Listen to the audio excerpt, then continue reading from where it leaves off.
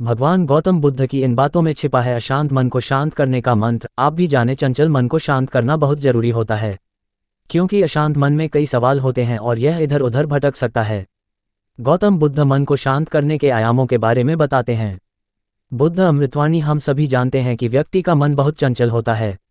यही कारण है कि मन अशांत रहता है और कई तरह के सवालों का जन्म भी अशांत मन के कारण ही होता है। यदि आप जीवन में शांति चाहते हैं तो इसके लिए जरूरी है मन को शांत करना। लेकिन मन को शांत कैसे किया जाए? गौतम बुद्ध से जुड़ी इस कहानी के माध्यम से आप जान सकते हैं कि मन को शांत करने का क्या तरीका है। इसमें भगवान गौतम बुद्ध द्वारा मन को शांत करने के आयामों के बारे में बताया गया है। जानते हैं इस कहानी के बारे में जिससे आपका जीवन बदल जाएगा। मन को शांत करने की कहानी। एक बार एक लड़का गौतम बुद्ध के पास जाकर कहता है, मेरे जीवन में बहुत अशांति है, कृपा करके आप मेरा मार्गदर्शन कीजिए जिससे कि मैं इस अशांति से छुटकारा पा सकूं। गौतम बुद्ध लड़के से जीवन की अशांति का कारण पूछते हैं। लड़का उत्तर देता है, अत्यधिक विचारों के कारण मेरे भीतर बहुत सारे विचार आते हैं जिससे मेरा मन अशांत रहता है।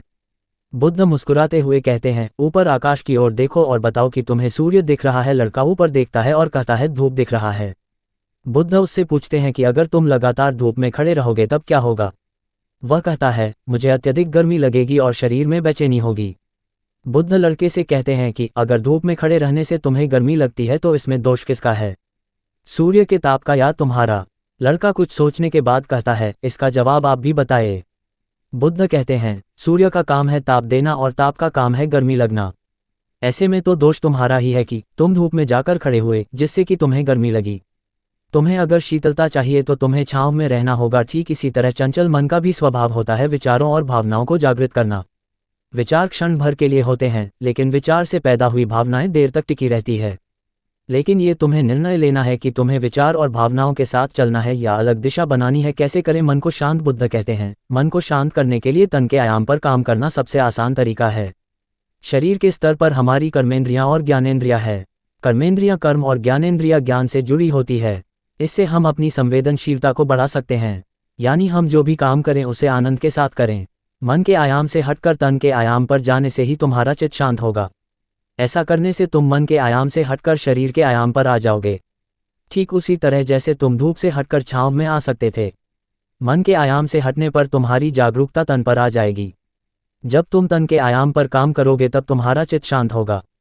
इसलिए हर काम को तन के आयाम पर करने से मन स्वतः शांत हो जाता है। अपने मन के विचार और भावना को नहीं बल्कि सुर को सुनो। लड़का बुद्ध से कहता है, अपने भीतर के सुर को कैसे सुने? बुद्ध कहते हैं, किसी शांत स्थान पर रहकर जहां शांति हो, तब अपनी आंखें बंद करो और मन के भीतर चल रहे शोर से हटकर भीतर के सुर को सुनने की कोशिश करो।